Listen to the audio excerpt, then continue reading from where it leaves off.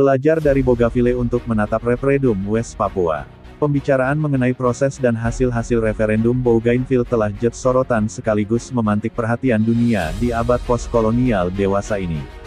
Di tengah anggapan berakhirnya zaman kolonialisme primitif 1960-an, Bougainville, seperti West Papua, baru saja selenggarakan sebuah pesta demokrasi tertinggi yaitu suatu referendum kemerdekaan pada tanggal 15 Juni tahun 2019 lalu. Dari total populasi penduduk 206.731 jiwa dan yang terdaftar sebanyak 181.067 penduduk, sebanyak 98,31% rakyat memilih opsi kemerdekaan. Sementara hanya 1,69% yang memilih opsi perluasan otonomi khusus. Jadi sekitar 3.043 jiwa yang memilih otonomi di bawah administrasi PNG.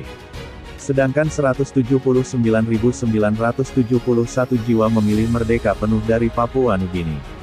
Peristiwa dan hasil ini menjadi sebuah referendum kemerdekaan dengan kemenangan telak dalam sejarah abad 21. Bila West Papua diberikan otonomi pada tahun 2001, maka otonomi Bougainville diberikan setahun sesudahnya yakni PD 2002. Luas wilayah Bougainville hanya 9.384 km persegi atau hanya seluas gabungan Pulau Yapen dan Biak. Bahasa nasional yang berlaku adalah bahasa Inggris dan Tok Pisin atau Inggris Pisin. Seperti Papua Nugini maupun West Papua, di negara termuda dunia ini, terdapat banyak bahasa daerah pribumi yang dimiliki oleh masyarakat. Bisa dibayangkan akan bagaimana perkembangan populasi dan SDM mereka 20 tahun mendatang, melihat bangsa merdeka serumpun Melanesia TSB menggunakan bahasa Inggris sebagai bahasa resmi negara.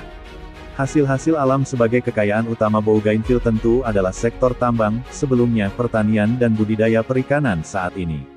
Pertambangan Panguna adalah yang terbesar di dunia sebelum ditutup oleh pemberontakan tentara revolusi Bougainville pada tahun 1990-an yang menyebabkan perang sipil dengan militer PNG hingga terjadi rekonsiliasi pada 2005. Dari sektor pertanian, menghasilkan kakao dan kopra yang menjadi komoditas unggul yang diekspor ke Eropa, Asia del. Keberhasilan tentara revolusi adalah menghancurkan dan menutup perusahaan tambang Panguna, sebuah perusahaan multinasional asing yang menyedot dan mencuri kekayaan emas, tembaga del, dokter perut bumi Bougainville. Pemberontakan pertama di bawah pimpinan Francis Ona dan seorang ex-anggota tentara, Sam Kawona yang legendaris dan patriotik. BRA sendiri dibentuk pada 1988, atau terpaut 23 tahun dari OPM yang berdiri pada 1965 di Pegunungan, Arfai. Tentara Revolusi Bougainville meski terbilang jauh lebih mudah perjuangan konfrontasinya dengan organisasi Papua Merdeka, mereka berani mengadakan perang 10 tahun yang akhirnya berhasil memaksa otoritas PNG berunding di Solomon untuk suatu gencatan senjata dan negosiasi perdamaian permanen yang menjadi titik tumpul lahirnya referendum kemerdekaan tahun 2019. Eksplorasi tambang Panguna dilakukan oleh perusahaan multinasional Australia-Inggris, Rio Tinto, selaku owner saham mayoritas sementara 20% milik pemerintah PNG. Perusahaan ini sekarang memegang saham di PT Freeport, Timika, West Papua sesudah diusir oleh perlawanan rakyat Bougainville di bawah komando Bougainville Revolution Army, BRA, atau Tentara Revolusi Bougainville. Mayoritas penduduk Bougainville memeluk agama Katolik Roma 70%, dan sebagian sisanya Kristen Protestan. Dalam sektor kesehatan, masyarakat Bougainville telah mengembangkan pengobatan herbal degen mendayagunakan potensi SDA dan perpaduan pengetahuan lokal mereka. Terutama selama masa isolasi oleh PNG ketika meletusnya perlawanan BRA. Selama itu juga rakyat telah mampu mengembangkan inovasi penyediaan air bersih berbahan bakar biodiesel, listrik serta kebutuhan primer lainnya.